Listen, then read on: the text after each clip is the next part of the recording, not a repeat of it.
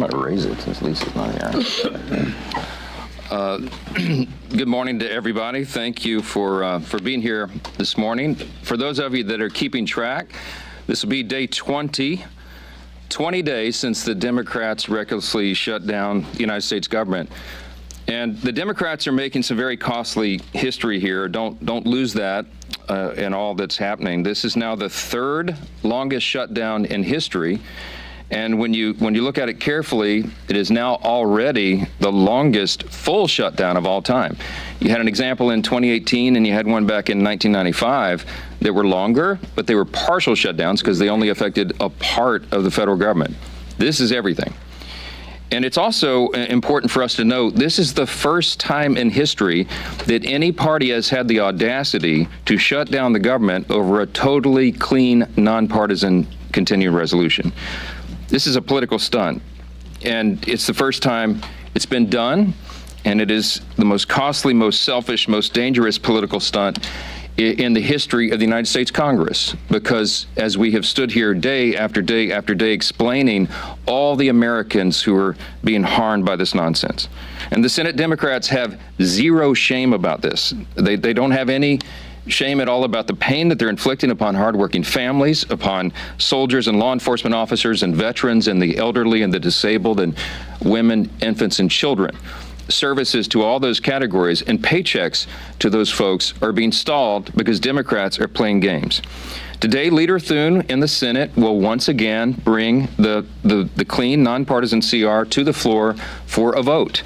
They will have another chance. Democrats will have their 12th opportunity to pass the bill. It is the same bill that they themselves supported just 7 months ago, and Chuck Schumer gave impassioned speeches on the floor about how it was the only option. And don't forget, they did it 13 times under the Biden administration. Very similar measures, but not now. Something's changed. Over the weekend, we saw what it was all about.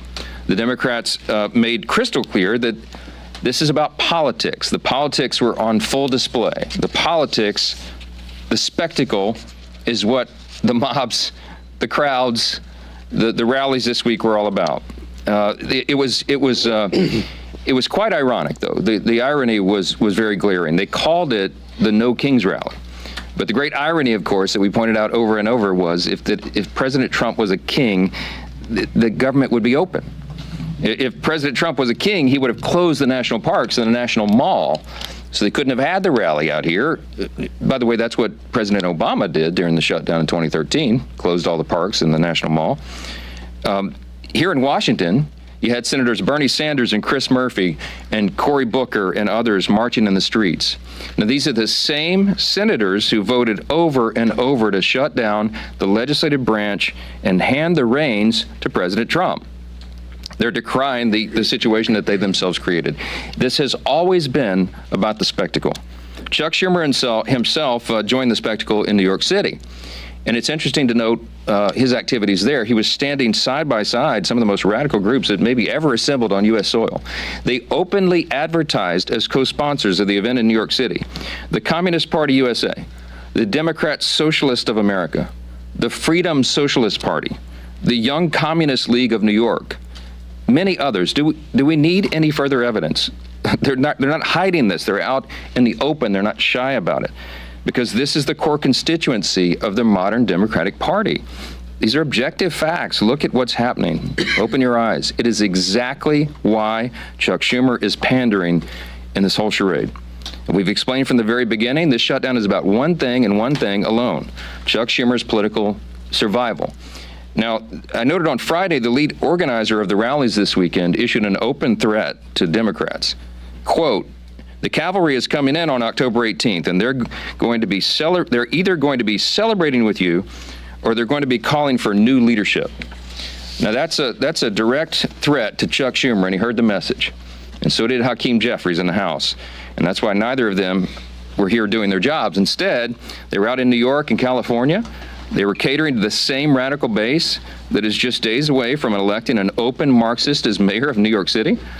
And now that Chuck Schumer has had his spectacle, he's had his big protest against America, this is our plea.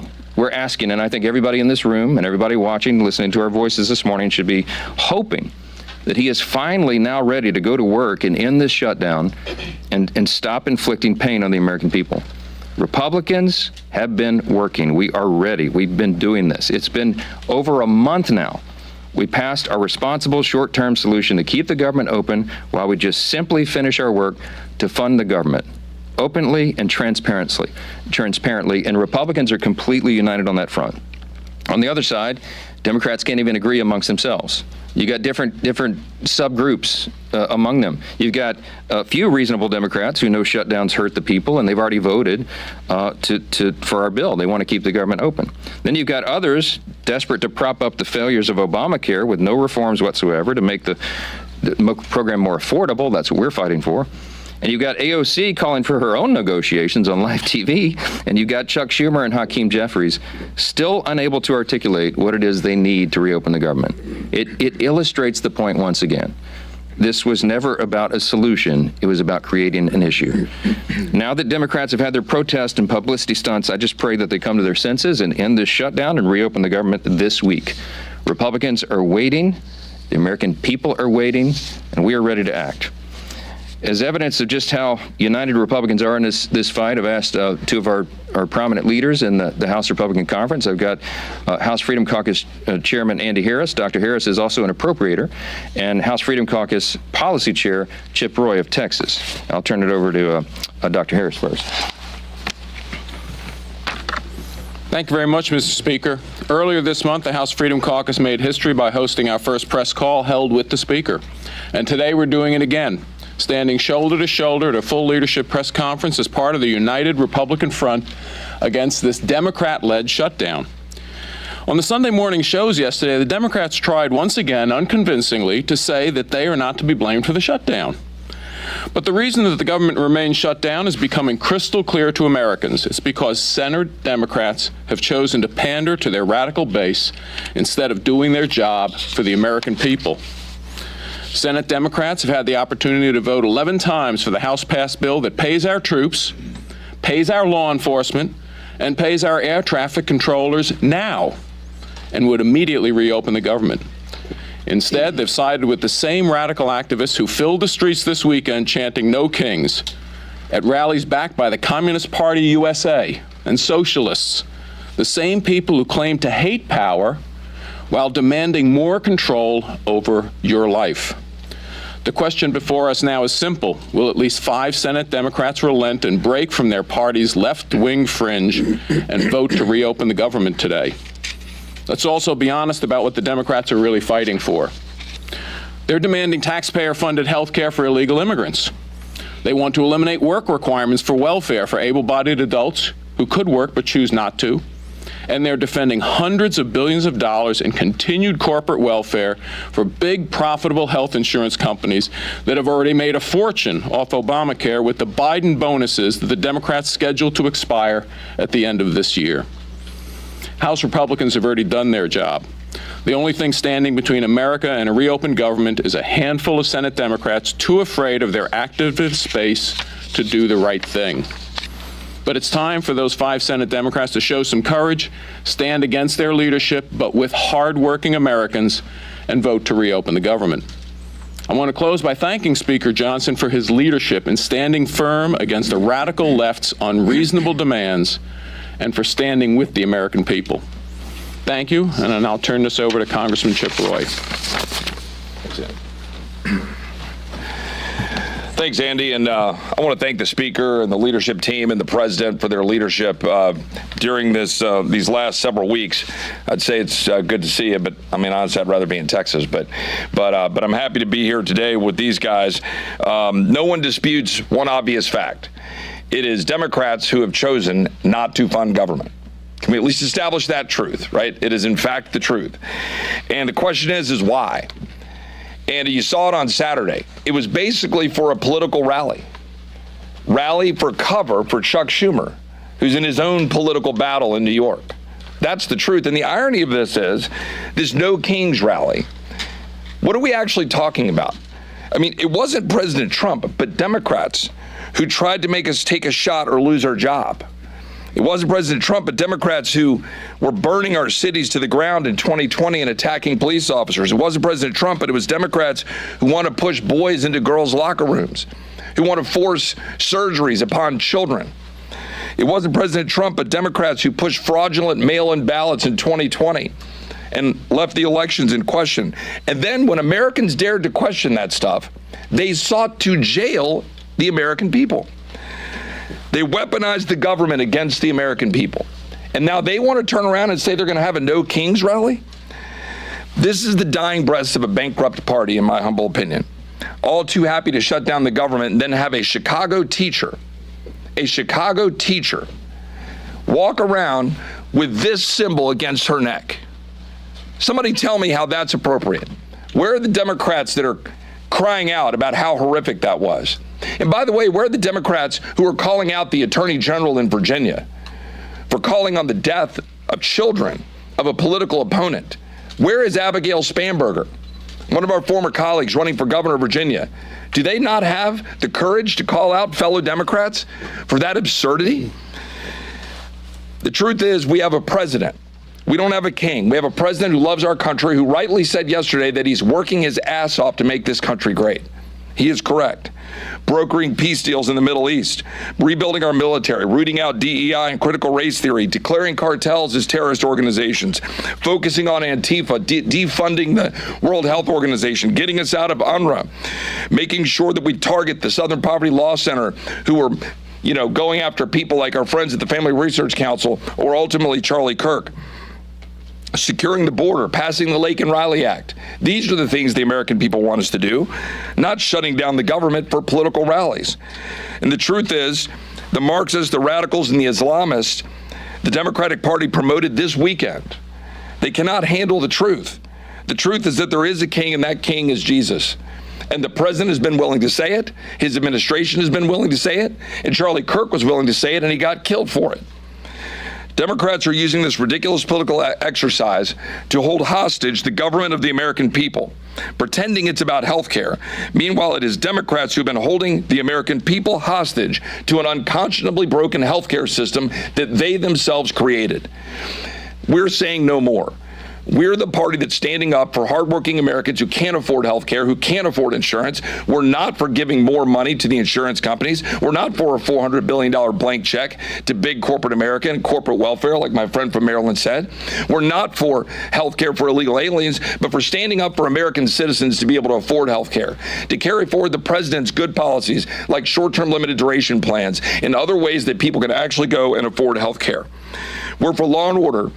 We're not for hate-filled lawlessness. We're for common sense, not radical surgeries on our children without parental consent to say a boy can be a girl. We're for a message of hope born in the freedom of those who fought to give it to us through their blood and also through the blood of our Savior, Jesus Christ. Republicans are working to make America great again. Democrats have been trying to run out the clock. And for Hakeem and Chuck, their time is up. Let's turn it over to Steve. Thank you, Chip. Well, you could see Republicans are united strongly in working to open the government back up. We all voted to prevent a government shutdown, and that bill went through the House weeks ago on almost exclusively a party line vote. And since then, for weeks and weeks, that bill has been in the Senate, where Democrats, led by Chuck Schumer, consistently have voted to shut the government down. And we've said all this is about is Chuck Schumer trying to appease his most radical base, the most far-left elements of the Democrat Party, the people who have taken over the Democrat Party. Frankly, they've held Chuck Schumer hostage, and so now Chuck Schumer is holding the American people hostage. And this weekend, we got to see on display what that Hate America rally we've been talking about was really all about. And you could see some of the signs. These are just a few. But over and over again, you could see signs like 8647. I think everybody knows what that's about. Multiple signs like that advocating for the death of our president. And where are the Chuck Schumers of the world calling that out? They didn't call it out. They actually went and celebrated with those people that are advocating for the murder of President Trump and other Republicans. It's insanity. Yet that's where the Democrat Party in Washington has gone. Most Democrats around the country don't buy into that far left radical socialist base that Chuck Schumer's catering to. And that's why so many are walking away from that party. But in the meantime, that's who is controlling the Democrat Party here in the United States Senate and in Congress. And that's why we continue to be at this stalemate, not because there's some ability for us to come together and find a common ground. We've been trying. We had a provision in the working families tax cut that would have lowered premiums for families, health care premiums, by 11%. It was scored by the Congressional Budget Office to do that. 11% reduction in premiums for families. And you might ask, well, why is that not law of the land? Because it passed the House. Well, when it got over to the Senate, it was Senate Democrats who went to the parliamentarian and fought to get that provision removed because they don't care about lowering premiums for families.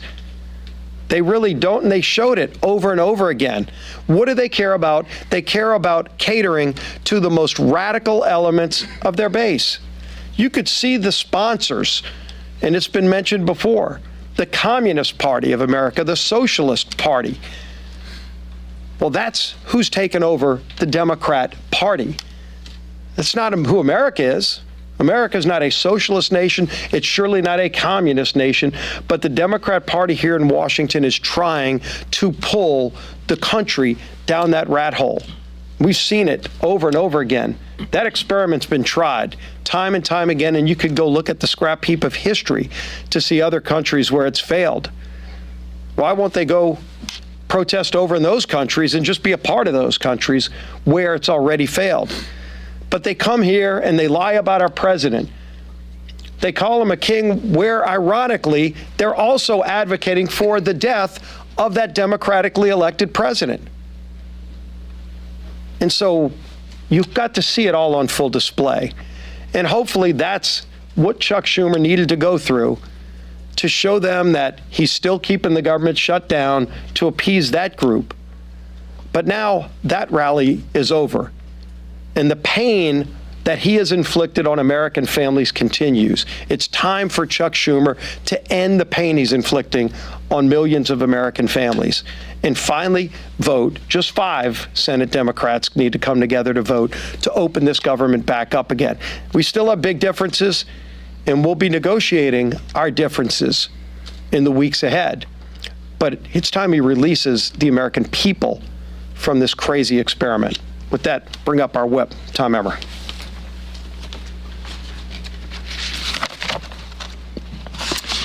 As the Speaker said, we're now on day 20 of the Democrats' shutdown.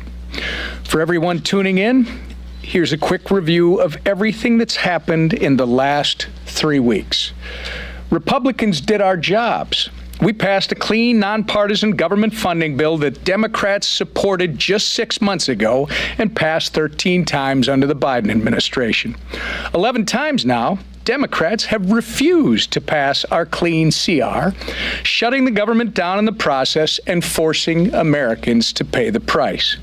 In order to simply turn the lights back on, Chuck Schumer and Hakeem Jeffries have demanded $1.5 trillion in new spending for things like taxpayer-funded health care for illegals and cutting $50 billion from our rural health care fund. They've taken the American people hostage while pointing fingers at us for refusing to concede to their absurd wish list of demands. But Republicans have been clear. We will not negotiate under hostage conditions, nor will we pay a ransom. The Democrats' position is totally unreasonable. It's hypocritical, and it's pure partisan politics in a desperate attempt to score points with the radical, pro-terrorist wing of their party. Now that their Hate America rally is over, I hope that at least 5 Senate Democrats will finally do the right and responsible thing by breaking ranks with Chuck Schumer, passing our clean CR, and reopening the government. If they continue to refuse, we're going to continue to hold them to account. And I hope members of the media in this room are going to do the same. With that, I turn it back to our Speaker, Mike Johnson. Oh, thanks. Okay, a few questions. Chad, go ahead. Chad. Thank you. We understand concerns about air traffic control We understand that they're going to lay off workers at the they're going to lay off workers at the Nuclear Security Administration. What keeps you up at night about what parts of this federal government are not operating? Well, those are two good examples. The question is, when the administration is required to triage federal spending, they have to look and evaluate what are the most essential and what are the less essential functions of the federal government. And they look at policy, personnel, and all these offices. But the things that concern me the most are TSA, for example. I mean, you're right. We are shorthanded already with air traffic controllers, with TSA agents, keeping the airports safe and our flights safe. We cannot afford this nonsense. And I think the Democrats in their heart of hearts know that. When you're talking about nuclear deterrence, our former colleague Brandon Williams was a congressman from New York, and now he's now been confirmed, and he's one of the people in charge of nuclear deterrence for the United States. He's a former officer on a nuclear submarine. He brings a lot of experience to that job, and he came to sit down with me a few days ago, end of last week, and he said, I just want to articulate for you how serious this is in terms of national defense. And we didn't get into the classified parts there. We weren't in the skiff, but suffice it to say that every day that the government is shut down, it is a danger to the American people. We're in a nuclear arms race with adversaries right now. It can't be any more serious than this. China, Russia, Iran, North Korea, you've seen what they're up to. America is the last great superpower on the planet, but we have to maintain that status. And if we get behind on funding or personnel or any of these projects that we're involved in that are at a level that we can't talk about in here, it's very serious. So you have every function of the federal government that is being adversely affected. Of course, it's troops. We got the troops paid, thankfully, the middle of this month, because the president did heroic work. They found money within DOD that they could use on a temporary basis, but that money is going to be exhausted. You can't have the troops unpaid. You can't have Border Patrol agents unpaid. They've got to defend the country, and this is not a game. And that's why you see us so frustrated up here every day. Again, I'm going to reiterate what we said earlier. This is the first time in history that we've been in this situation. There has never been a party that shut down the entire government, or a party that shut down, over a clean CR for nothing but political partisan purposes. Their rally illustrated exactly what we've been saying for the last 20 days. This is about politics, and it's disgusting. Yes, sir. Speaker Johnson, you say that the Democrats had a Hate America rally, but what does it say that the President of the United States over the weekend released a video of him pooping on the American people? The President uses social media to make a point. You can argue he's probably the most effective person who's ever used social media for that. He is using satire to make a point. He is not calling for the murder of his political opponents, and that's what they's people are doing. I mean, they're in one of these photos. I think there's a picture of the president hanging in effigy by a noose on one of these. The one on the far end. I mean, it's unconscionable. Look, America is built on the idea of free speech. You have the right to protest. Of course, we jealously guard that. I mean, Chip and I are attorneys. We've defended that right in the courts. But what they're doing right now is different. They are trying to incite violence. It's not funny. You don't mock a president who has already had 2 failed assassination attempts on his life. This is not a game. And the idea that communists would be supporting this is unconscionable to us. Look, when we give tours of the House chamber, and we bring in constituents, and we point out all the historical facts and images around the building, I always start with "In God We Trust," which of course is right above the rostrum of the Speaker's podium. And if you look in the visitor's guide to the House chamber, it says on page 14, when was that put there? Well, it's put there in the early 60s, 1961, as I recall, and it says in the guide that it was put there. Congress voted to put that there as a rebuke to the Cold War era Soviets. Why? Because their philosophy, that's what it says, a rebuke to their philosophy. Their philosophy was Marxism. Marxism begins with the premise that there is no God. It is antithetical to who we are as Americans. The Declaration of Independence says we're created by God, and He's the one that gave us our rights. It is in God whom we trust. That is the national motto. That's what America's built on. What those people are advocating for is at its essence un-American. And when they go the next step and they call for violence on political officials in an environment that is already a heightened threat environment, it's dangerous stuff. They had the right to do it. Congratulations, they didn't burn any buildings down. That's a big achievement for the left to have some kind of gathering where they don't have a looting and riots and burn a building down. There was, I think, some in Portland. They threw bottles and bricks and stuff at the ICE facility because that's what they do for fun now out there. But they had a free speech event. Congratulations. But you need to look past that and look at what it is they're advocating for openly, and it's really scary stuff. Yes, ma'am. Second row. Yes, ma'am. Mr. Speaker, we know I was actually pointing to her. I don't think you've asked a question before. Go ahead. Hi, Oriana with Notice. So Arizona Attorney General Chris Mays said over the weekend she plans to file a lawsuit against you for not swearing in Ali Daritaga. Have you or your office spoken to her in the last couple of days about that, and what's your response to that? Oh, my goodness. Okay, yes. So yet another Democrat politician from Arizona is trying to get national publicity. So now it's the state AG who's going to sue me because Representative Grijalva is not yet sworn in. Let me go through this again for you, and I have some updates. First of all, I'm following the Pelosi precedent. I was on some of the Sunday shows and was asked about this because this is all they have to talk about right now. When Julia Letlow was elected under very similar circumstances to fill the seat of her deceased husband, who passed away tragically by COVID, Nancy Pelosi, Speaker Pelosi at the time, took 25 days to administer the oath of office to her. It wasn't just Julia. The Pelosi precedent extends even further because when Pat Ryan and Joe Sempolinsky were elected, during an August recess, they waited 21 days to administer the oath to those to rep-elects because they were not in session. We are not in legislative session. The chronology is important. Rep. Grijalva won her race in I think it was the last week of September, after we had already gone out of session. So I will administer the oath to her, I hope on the first day we come back, legislative session. I'm willing and anxious to do that. In the meantime, instead of doing TikTok videos, she should be serving her constituents. She could be taking their calls. She can be directing them, trying to help them through the crisis that the Democrats have created by shutting down the government. Oh, and by the way, I also did find out this little tidbit that should be interesting to you. When a rep-elect comes in on a special election in particular, it is up to the leaders of her party, his or her party in the House, to give them guidance and direction. One of the first things they do is reach out to what we do is reach out. Majority leader reaches out to the rep-elect and says, "Hey, welcome, congratulations. Here's all the things you need to do. Here's the office of the chief administrative officer of the House, and they will help you get all of your computers set up and your passwords and all the rest." That call was apparently never made by Rep. Grijalva, and I don't know if the Democrat leader's office didn't inform her of that. But I found out this morning that the person who runs that office in the chief administrative office is on furlough because they voted to shut the government down. And so that person didn't reach out affirmatively, but now it's been sorted out, and I'm told they're going to her office today because she made a TikTok video saying that she couldn't use her computers. Well, she'll be able to use her computers now. Okay, she has 16 staffers. They need to be taking calls, and they need to be helping their constituents, just as Republicans are out in their districts right now, helping them navigate the chaos that is created by Democrats who are playing political games. Yes, next question. Yes, sir. Are we not fast approaching the point where this CR doesn't buy you time for appropriations?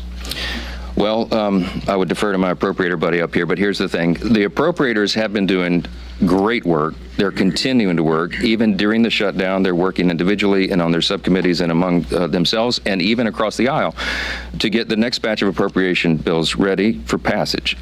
Is the time eroding quickly? Yes. Is it dangerous for them to shut the government down right now? Yes, because we have very pressing matters that we need to handle, but we can't do it when the Senate is stalling all of that, stopping it. We passed 12 separate appropriations bills through the House committee. They've done their work. 3 of them off the House floor, 3 bills off the Senate floor. They don't match up exactly, so we're going to conference committee on that. We have to finish that process. We have to rebuild the muscle memory for regular order, because that is how we serve as good stewards of the American taxpayers.